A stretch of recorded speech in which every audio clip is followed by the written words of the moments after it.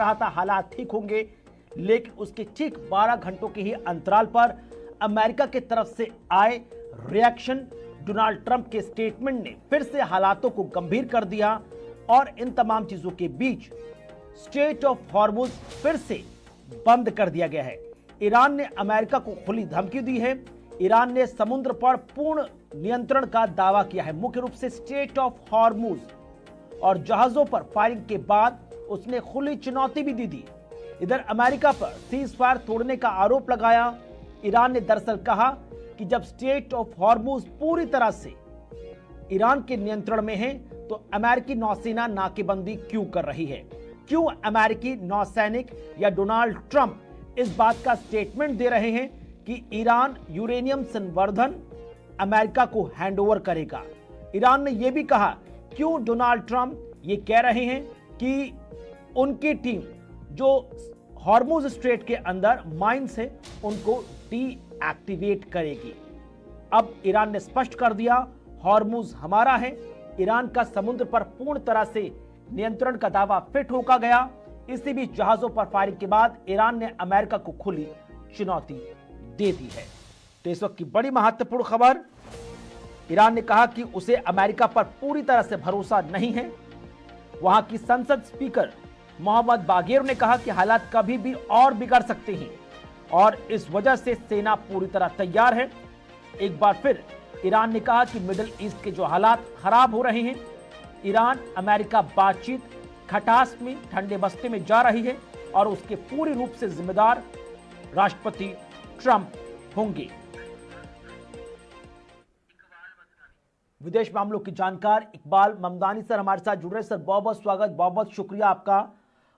लगातार चर्चा चल रही थी स्ट्रेट ऑफ हॉर्मुज को लेकर कि स्ट्रेट ऑफ हॉर्मुज कमर्शियल जहाजों के लिए पूरी तरह खोल दिया है, किसी तरह की पाबंदी नहीं होगी। ईरान ने खुद इसकी घोषणा की थी और तर्क भी दिया था कि अमेरिका उनके साथ उनकी शर्तों को मानने के लिए तैयार हो गया है। लेकिन 12 घंटों के दरमियान बहुत कुछ बदल गया। बदल इस तरह गया कि स्ट्रेट ऑफ हॉर्मुज पूरी तरह से फिर रोक दिया गया। ईरान ने धमकी दे दी उल्टा अमेरिका को कि आपने जरा सा इधर से उधर किया तो परिणाम घातक होंगे। घातक भी इतने कि किसी जहाज को वहां से जाने की परमिशन तक नहीं दी जाएगी। और अब वहां तो फायरिंग की जा रही है जहाजों पर जिनका इस पूरे युद्ध से कोई लेना देना नहीं है। धन्यवाद कुणाल। देखिए, हम लगातार इस पर नजर रख रहे हैं, हमारे दर्शक भी सारी चीजों को जानते हैं। ये लड़ाई अगर आप देखोगे तो जहां भी शुक्रवार या रात का वक्त आता है वहां स्टेटमेंट चेंज होते हैं। मार्केट को काफी ख्याल रखा जाता है कि मार्केट के अंदर कितना उतार चढ़ाव हो, हजारों करोड़ का ऊपर नीचे हो जाता है कुछ ही घंटों के अंदर। और लगातार हम देख रहे हैं कि जब सोमवार आता है तो वो स्टेटमेंट अलग होते हैं, रविवार अलग होते हैं। तो मतलब मैं दुनिया में पहला ऐसा प्रेसिडेंट देख रहा हूं कि जो मार्केट का ख्याल रखते हुए लगातार युद्ध को चला रहा है। और हेडलाइंस और डेडलाइंस दोनों ही उनकी अलग अलग है। दूसरा, इस बार जिस तरीके से इस जंग को डिजाइन किया गया था और खास करके जो मध्यस्थता काफी मुल्कों की हुई थी, उसके बाद ये माना जा रहा था पूरी तरीके से कि युद्ध जो है वो रोक दिया जाएगा और सेकंड राउंड की इसकी बातचीत शुरू होगी जी। लेकिन ऐसे हालात नजर आ नहीं रहे। उसकी वजह यह है कि हम शुरुआत से जब सारे ही लोग जानते हैं कि इस पूरे खेल को चलाने वाला जो है वो इजराइल है। इजराइल इस पर सहमत नहीं है। हालांकि अमेरिका चाह रहा है किसी तरीके से ये जंग से एग्जिट होने के लिए, लेकिन कहीं ना कहीं ट्रैप करके उसको फिर एक बार इजराइल द्वारा ठीक करके लेके आया जा रहा है और उसे जंग में अमेरिका को मजबूर होना पड़ रहा है। जहां पर समझौते की बात थी, समझौते के बाद में हम ये मानने लग गए थे कि दोनों ही मुल्क एक तरीके से युद्ध विराम की तरफ जाएंगे। लेकिन आप देखिए कि उसके बाद अमेरिका अपनी फोर्सेस बढ़ाता है, अपने एयरक्राफ्ट बढ़ाता है, उसके डिस्ट्रॉयर्स बढ़ना शुरू हो जाते हैं और उसकी कोशिश ये होती है कि वो किसी तरीके से स्ट्रेट ऑफ हॉर्मुज के अंदर घुसे और अपना कब्जा बना ले। वहीं ईरान ने जब लेबनान से समझौते की बात सामने आ गई, 10 दिन का जो सीज फायर हुआ, उसके बाद तुरंत उसने स्ट्रेट ऑफ हॉर्मुज जो है वो खोल दिया था आम लोगों के लिए। मतलब जो कमर्शियल व्हीकल्स है उसको लेकर के उसको खोल दिया गया था। लेकिन अमेरिका के और खास करके डोनाल्ड ट्रंप के जो दावे हैं, उन्होंने जो कहा कि हमारे डर से खोला है, और हमारी ही चीजों को लेकर के बातें मानी गई है। हमारे पास जो यूरेनियम है वो जमा करा दिया जाएगा। हमारे पास समझौते के लिए ईरान लगातार हमारे पीछे लगा हुआ। तो इस तरह के जो बड़बोलेपन और इस तरह के जो बड़ाई वाले बयान है वो लगातार इस सीज फायर को टिकने नहीं दे रहे हैं। एक तरफ डोनाल्ड ट्रंप की बातें, दूसरा जो प्रेशर इजराइल का जो जानकार मानते हैं। तो ये लग नहीं रहा है कि इस तरह के हालात को समझौते की ओर जाने देंगे। दुनिया हालांकि चाह रही किसी तरीके से समझौता हो, लेकिन हालात ऐसे नजर नहीं आ रहे। स्टेट ऑफ हॉर्मुज के अंदर कल भी अगर हम बात करें तो भारतीय जहाज पर भी फायरिंग हुई है। उसकी वजह यह है कि पहले उन्हें ग्रीन सिग्नल दे दिया गया था, बाद में जब अमेरिका की तरफ से जिस तरीके से प्रेशर होना शुरू हुआ और ईरान ने फैसला लिया कि स्टेट ऑफ हॉर्मुज जो है वो बंद कर दिया जाएगा, आप उसके अंदर बातचीत सुनोगे। तो जब शिप पे फायरिंग हुई तो यानी कुल मिलाकर ईरान इस बात को लेकर नाराज है कि जब स्टेट ऑफ हॉर्मुज पर पूर्ण रूप से ईरान का नियंत्रण है तो अमेरिकी नौसेना की नाकेबंदी क्यों? और ट्रंप जो बार बार कह रहे हैं कि भाई माइंस क्लियरिंग करने जा रहे हैं, माइंस क्लियरिंग करने जा रहे हैं, ईरान ने उसके लिए भी मना किया था कि आपने इससे जरा सी छेड़छाड़ की, पूरी जो टॉक है, कन्वर्सेशन है, it will comes to zero.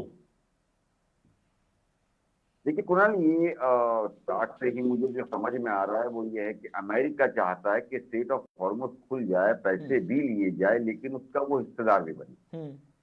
यही एक कारण है जिसको लेकर के लगातार वो ये दादागिरी करने की कोशिश कर रहा है। और अगर हम देखें पिछले 4-5 दशकों से तो अमेरिका ये कोशिश करता है, खास करके जो मिडिल ईस्ट के अंदर जहाँ ऑयल है, मिनरल अर्थ है, वहां उसका कब्जा रहे और उसके अंदर कब्जे के अंदर उसको हिस्सा मिलता रहे और वो खुद इस बड़ी भूमिका में रहे कि दुनिया के अंदर किस मुल्क को कैसे चलाना है। और अमेरिका की आप इतिहास देखिए, अगर अभी हाल फिलहाल में वेनेजुएला देख लीजिए, उससे पहले इराक देख लीजिए, लीबिया देख लीजिए, अफगानिस्तान, सीरिया, ये जितनी भी कंट्रीज है उस पर कहीं ना कहीं उनके और उनके अलायंस ने लगातार फॉल्स एलिगेशन किए हैं और उस पर कब्जा करने की कोशिश की है, उस पर हमला किया है और लगातार उसको मुंह खानी पड़ी है।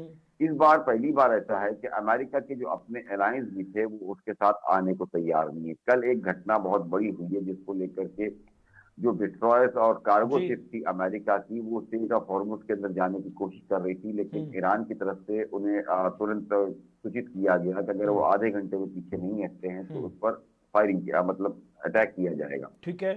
जिसके बाद उन्होंने अपने सेंट्रॉम से बात की, सेंट्रल कमांड से बात करने की कोशिश की, लेकिन उसके बाद उन्होंने बहुत हल्के से लिया। सेकेंड वार्निंग जो है बहुत सीरियस ईरान ने दी कि हमने अपने 16 क्रूज मिसाइल जो है वो टारगेट लॉक कर दिए हैं। अगर 15 मिनट के अंदर आपके शिप से नहीं हटाए गए तो आपके सेलर सहित सबको मार दिया जाएगा। तुरंत उसके बाद जो है उनकी शिप को पीछे लिया गया। हमने भारत की भी शिप की बात की, वही एक वजह थी कि उसको लेकर के जब फायरिंग हुई तो क्या यही कारण है कि जब भारतीय जहाजों पर गोली चली, गोलीबारी हुई, उसके बाद हर कोई इस संशय में आ गया कि आखिरकार स्टेट ऑफ हॉर्मुज का असली मालिक कौन है। सर मैं लौटूंगा आपके पास, लेकिन इसी बीच बड़ी खबर, क्योंकि लगातार बयानबाजी का सिलसिला जारी है। ईरान के स्टेटमेंट के बाद हॉर्मुज बंद करने पर ट्रंप ने नया बयान दिया। ट्रंप ने कहा कि ईरान हमें ब्लैकमेल नहीं कर सकता। ईरान के पास ना नौसेना है ना वायुसेना, ईरान के पास कुछ भी नहीं है। ईरान इस स्थिति में नहीं है कि वो हमको ब्लैकमेल करे, और अगर ब्लैकमेल किया, हॉर्मुज बंद किया, तो ईरान को दुष्परिणाम भुगतने पड़ेंगे। तो राष्ट्रपति ट्रंप ने ईरान को लेकर नया स्टेटमेंट दिया।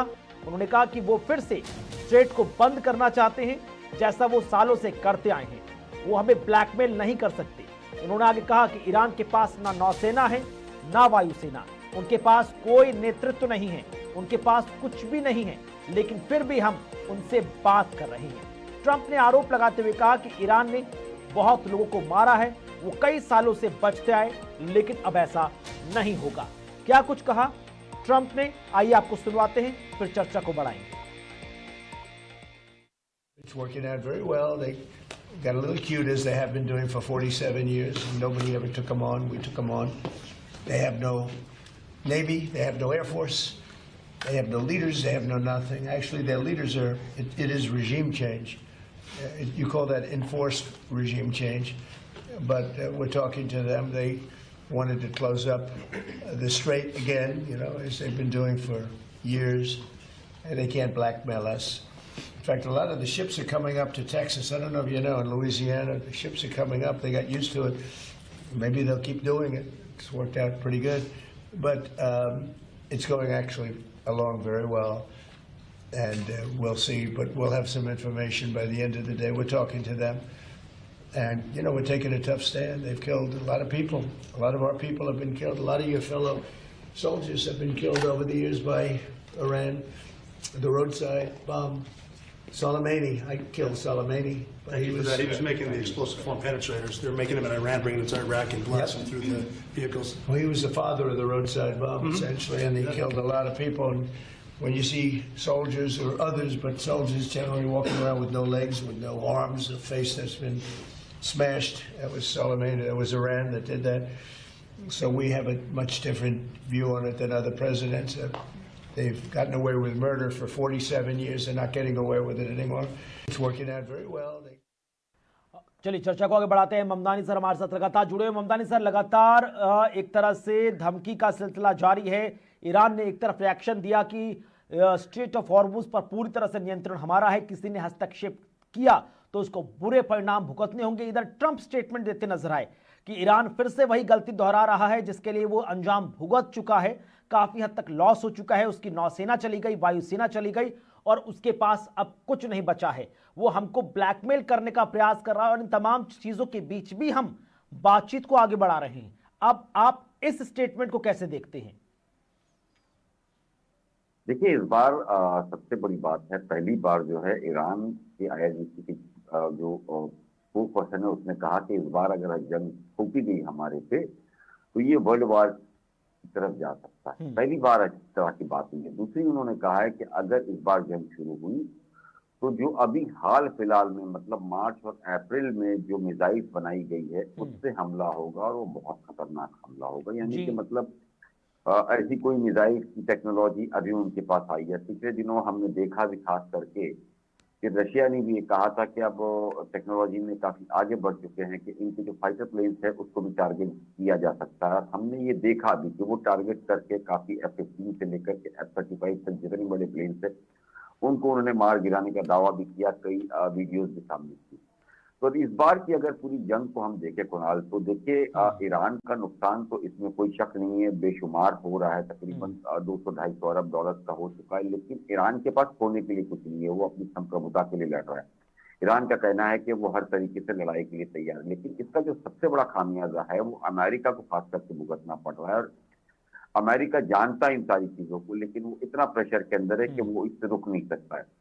इसके अंदर सबसे बड़ा जो फायदा है वो इजराइल का है। उसका ऑब्जेक्टिव बड़ा क्लियर है कि उसे क्या करना है और क्या करवाना है। देखिए, इस दोनों ही सूरत के अंदर उसका फायदा ये है कि अगर ईरान कमजोर पड़ता है तो भी इजराइल ताकतवर होता है, और अमेरिका कमजोर पड़ता है तो वो उसको इस मुकाम पर ले जाएगा और ये प्रेशर करेगा कि आप एटॉमिक हमला कर दो।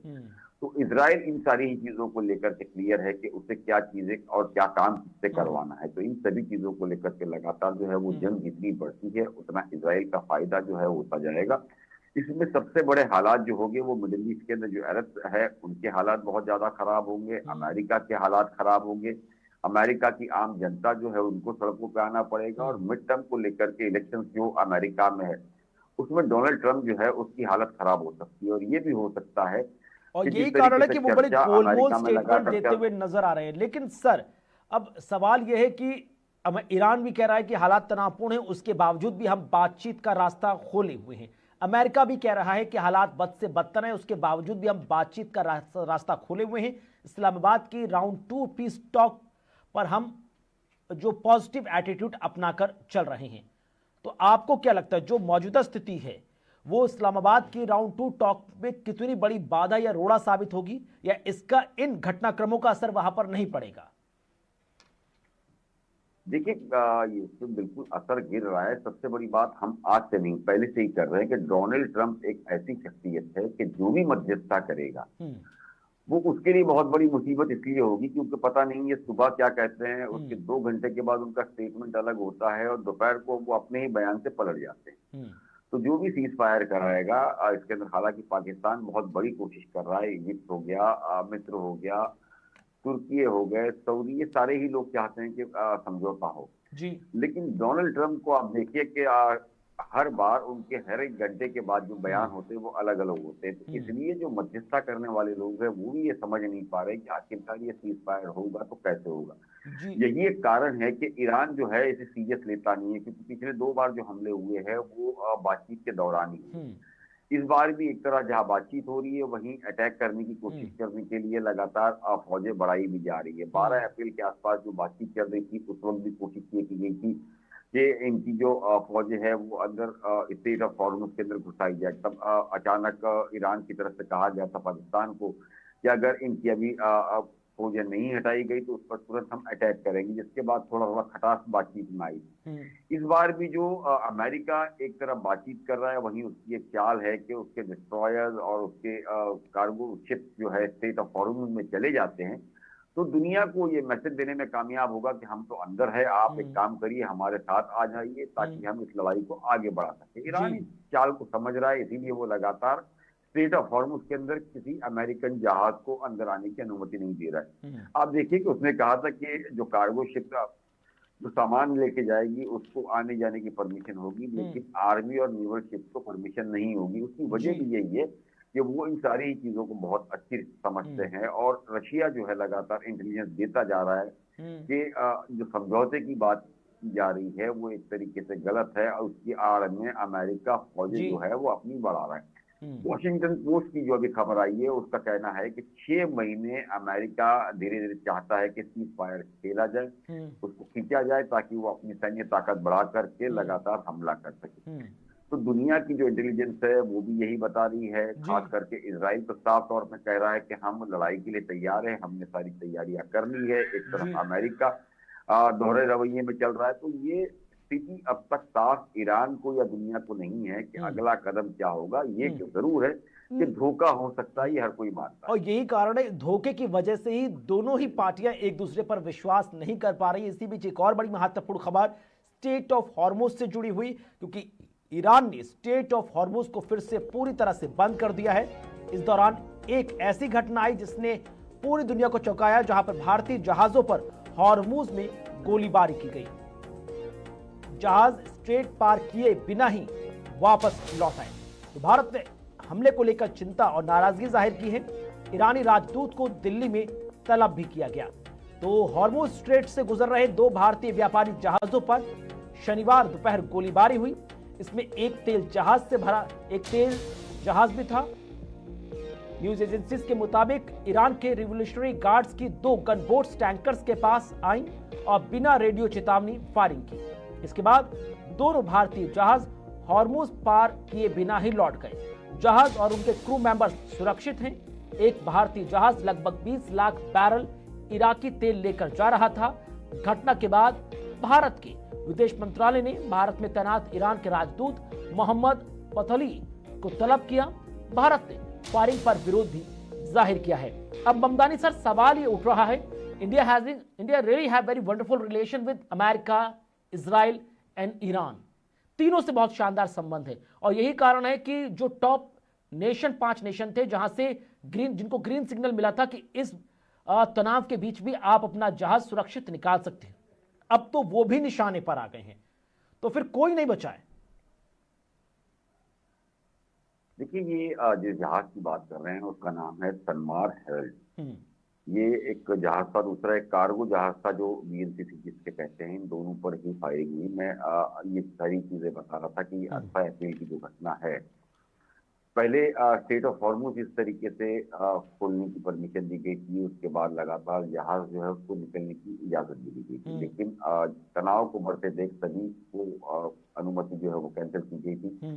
जब ये जहाज वहां से निकले तो लगातार उन्हें पहले रोकने की कोशिश की गई, उसके लिए ऐलान किया गया, लेकिन शायद वहां तक बातचीत वो समझे नहीं। अचानक जब जो है फायरिंग शुरू हो गई, उसके बाद जो कैप्टन से बातचीत सामने आई है उसके अंदर वो कह भी रहे कि शेपू हमारी आपसे बात हो गई थी, हम भारतीय जहाज है, हम 2nd नंबर पर है, हम परमिशन लेके आए थे। तब उन्होंने कहा कि ठीक है जो भी है अभी आपको बाहर निकलना पड़ेगा। तो उन्होंने कहा कि क्या फायरिंग कर रहे हैं, फायरिंग रोकी, हम बाहर जा रहे हैं। उसके बाद उन्होंने टर्न किया, उस जहाज को निकाला। उसकी सबसे बड़ी वजह यह है ना कुणाल के, लगातार जो हालात स्टेट ऑफ हॉर्मुज में बिगड़ते जा रहे हैं। जिस तरीके से अमेरिका दावा करता जा रहा है कि हमारे डर से ही सारी चीजें हुई है, हमारे डर से ईरान जो है बातचीत के लिए बैठा है, हमारे डर से उसने कहा है कि यूरेनियम हमें दे देगा, इन सारी ही चीजों को लेकर के लगातार ईरान खंडन करता जा रहा है। और ईरान ने ये बता दिया है कि जिस तरीके से स्टेट ऑफ हॉर्मुज की और जो दादागिरी की बात अमेरिका कर रहा है, इसमें सच्चाई बिल्कुल भी नहीं है। आज भी स्टेट ऑफ हॉर्मुज जो है वो हमारे कब्जे में है। आने वाले दिनों में जो बातचीत होगी वो स्टेट ऑफ हॉर्मुज में नहीं, लेकिन सर सवाल तो ये उठेगा ना कि हॉर्मुज है किसके कंट्रोल में? ईरानी मौजूदा रिजीम या आईआरजीसी उसे अपने नियमों के हिसाब से चला रही है? ईरानी रिजीम परमिशन देती है, आईआरजीसी के कॉप्स उस पर फायरिंग कर देते हैं, तो आखिरकार क्या मिसकम्युनिकेशन है? नहीं, देखिए इसके अंदर एक चीज तो हमें मानना पड़ेगा कि अब जो ईरान पर जो सबसे बड़ा कब्जा है वो आईआरजीसी का है, चाहे एडमिनिस्ट्रेशन को लेकर के हो चाहे आर्म फोर्सेस को लेकर के हो।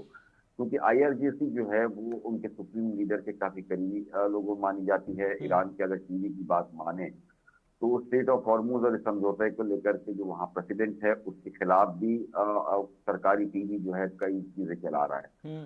और सरकारी टीवी जो है वो आईआरजीसी के करीब है। तो ये इससे इनकार बिल्कुल भी नहीं किया जा सकता कि वहाँ जो दूसरी आर्म फोर्सेस है या एडमिनिस्ट्रेशन के अंदर जो सिविल बॉडीज है उसके मुकाबले आईआरजीसी जो है वो ज्यादा पावरफुल है। इस जंग को जो डिजाइन कर रही है वो आईआरजीसी ही कर रही है। लगातार अगर पाकिस्तान के फील्ड मार्शल से भी जो मुलाकात हुई है वो आईआरजीसी के लोगों से हुई है। उन्होंने अपने चेहरे ढके हुए थे, वो दुनिया को फिलहाल ये मैसेज देना नहीं चाहते थे कि उनका कमांडर कौन है। तो इन सारी ही चीजों को हम देख करके ये समझ सकते हैं कि आईआरजीसी का बहुत बड़ा प्रभाव है। लगातार इस जंग को वो डिजाइन भी कर रहे हैं, जंग को लेकर के बातचीत भी कर रहे हैं। लेकिन सबसे बड़ी चुनौती आ रही है वो पाकिस्तान को आ रही है, क्योंकि जिस तरीके से वो भाग भाग करके मेहनत कर रहा था, वो चाहता था कि तो जंग को शांतिपूर्ण तरीके से खत्म किया जाए, लेकिन वो हालात अभी नजर आ नहीं रहे। इसलिए नहीं आ रहे हैं क्योंकि डोनाल्ड ट्रंप जो है उनका बयान हर 2 घंटे के बाद बदलता है। कभी वो तो ये भी मान के चले कि अगले 12-24 घंटे में स्टेट ऑफ हॉर्मुज पूरी तरह खुलेगा, पार्शली खुलेगा, इस बात के कोई संकेत नहीं है। और ये डिपेंड करते हैं फिर से ईरान की तरफ से आ रहे स्टेटमेंट, ईरान के विश्वास पर जो अमेरिका पर होना चाहिए, और ट्रंप के शब्दों की लगाम पर कि वो स्थिति को और खराब ना करें।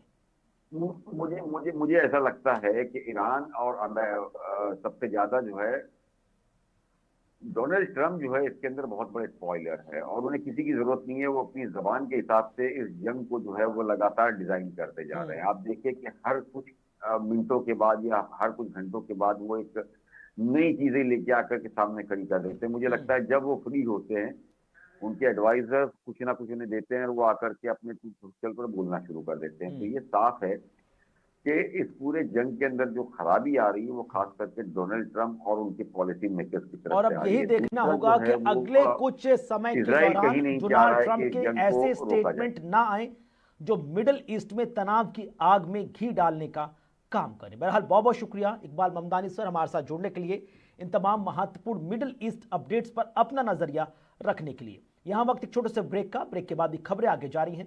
नमस्कार।